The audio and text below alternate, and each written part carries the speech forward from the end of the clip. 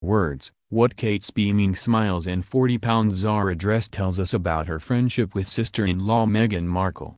Photographs seldom say too much, but once in a while they say everything. On Sunday afternoon the cameras clicked on a family relaxing in the sunshine at a polo match. Naturally, the focus of this carefree sequence were the children, Prince George, 4, and his 3-year-old sister Princess Charlotte, the royal scene-stealer-in-chief. For once, George, so often uncomfortable in the public gaze, was a picture of playful intent, whether it was swiping a ball with his cut-down polo stick, playing make-believe cowboys, or just obediently watching Papa Prince William on horseback. But while the young prince and his sister with her skipping and somersaults are certainly charming, the standout element of this tableau of family happiness is surely the children's mother.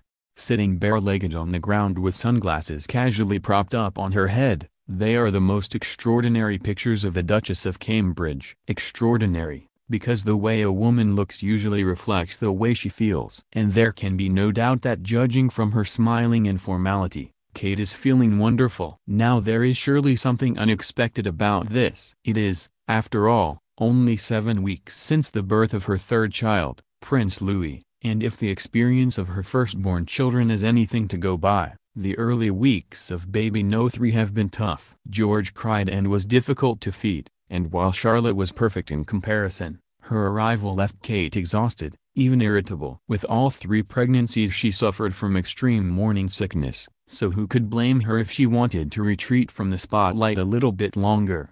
But look closely at the pictures and at the joie de vivre that shines out. No sign of resentment at being photographed, something she has displayed in the past. No suggestion of self-pity. Instead, there is a radiance that says, "Here I am, the happiest woman in the world." Is this, then, a snapshot of the real Kate, the way she sees herself, a royal duchess and a Middleton? And if so, why now? The answer lies in part with another set of pictures. These were taken 24 hours earlier, of the Buckingham Palace balcony for the Queen's official birthday celebrations, trooping the color.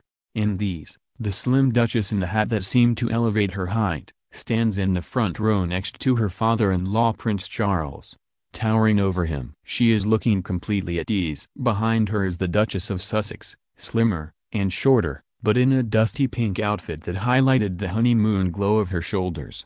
The 2 women, relatives by marriage and neighbors at Kensington Palace, are the pin-ups of the royal family, both epitomes of style and whose every outfit provokes a sales rush. When Harry and Meghan give their post-engagement interview, the prince spoke of the challenge the actress set. As he recalled, he told himself, "I am really going to have to up my game here." Harry, it seems, has not been the only one to up their game.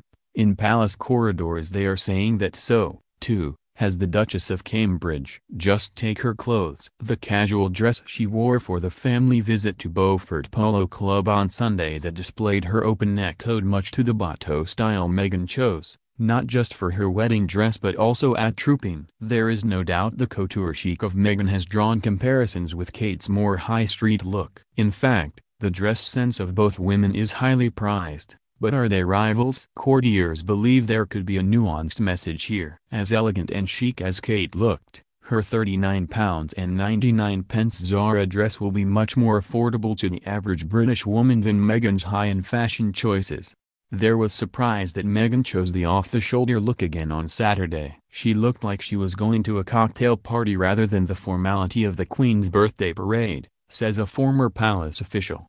It's a difficult act to pull off, and these are early days, but maybe she's trying to be a little too cutting edge. In her early days, Kate had to be subtly told not to show so much leg, so it can happen to anyone. Many at the palace have warmed to the arrival of the American for just those reasons. Of course, Kate can come across as stiff and rather formal alongside the more spontaneous and articulate Meghan. They are not the first royal sisters-in-law to face critical attention. 30 years ago, Princess Diana and the Duchess of York seesawed between kinship and rivalry. At first, the two were friends. Diana, remember, more or less introduced Sarah Ferguson into Prince Andrew's life, and after the Yorks' wedding they became close friends.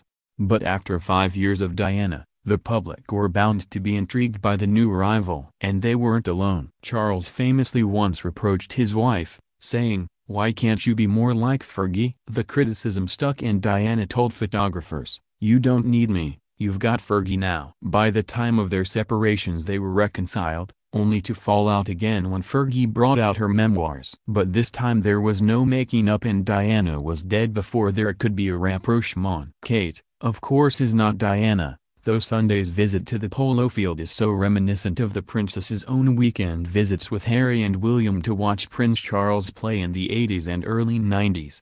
And any comparison between the Duchess of Sussex and Fergie starts and ends with the fact that Meghan, too, married a younger royal prince, who also happened to be in the armed services. Meanwhile, her adjustment to royal life is taking time. Insiders say she was very nervous on her first appearance on the palace balcony and Harry was a reassuring presence at her side.